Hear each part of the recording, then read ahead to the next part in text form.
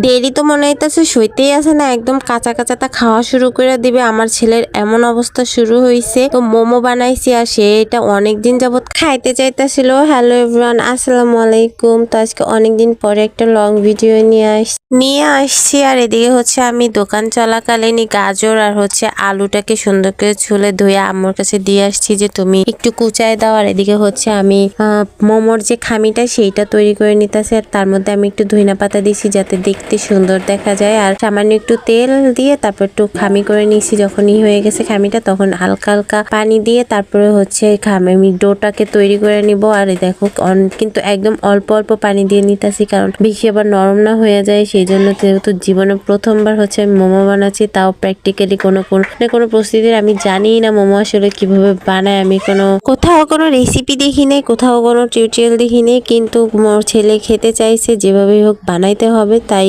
প্রস্তুতি নেওয়া আর কি। এদিকে আম্মু গাজর আর হচ্ছে আলু কুচাই দিছে, আর এখানে মাংসটাও কুচাই নিছে। এরপরে দোকান বন্ধ করে হচ্ছে আমি মোমো বানাতে চলে আসছি। আর এখানে হচ্ছে গাজর আর আলু আর মাংসটা একসঙ্গে দিয়ে তার মধ্যে ধনে পাতা, তারপর হচ্ছে কাঁচামরিচ, পেঁয়াজ আর বেশ খানিকটা সয়া সস দিয়ে, সয়া সস নেই এমনি নর্মালি সস আমার দোকানে, সেই সস দিয়ে তারপর হচ্ছে আদা রসুন বাটা দিয়ে তারপর হচ্ছে একটা ম্যাগি মশলা দিয়ে সুন্দর মতো হচ্ছে ভাজা ভাজা করে নিব, যাতে মানে কাঁচা ভাবটা না থাকে, সেরকম সুন্দর করে করে নিব। আমার দিকে আমার ছেলেকে হচ্ছে আমি সাধতেছিলাম, আর আমার ছেলের বিষয়টা হচ্ছে আরেকবার সাদিলে খাই, তো তার বিষয়টা হচ্ছে আর 2-3 বার সাদার পরে সে একটু খাইছে। ও যেহেতু সবজি খায় না, আর ও সবজি খাইতে চাইলে আমি আর মানা করি, যেহেতু একটু গাজর আর মাংস দেওয়া, তাই একটু খাইছে আর কি। তো যাই হোক, আমি হচ্ছে আমার আটাটাকে 4টা ড্র করে নিয়ে বড় একটা রুটি করে নিয়ে তারপর হচ্ছে এরকম গোল গোল করে বেলে নিয়েছি। এরপরে হচ্ছে আমি ছোট করে গোল গোল করে কেটে নিব, যাতে মোমো বানাতে আমার সুবিধা হয়। তো যাই হোক, আর আমার এদিকে অনেক সাউন্ড হইতেছে, কারণ সকালবেলা তো যেমন মোরগের ডাক তেমন লোকজনের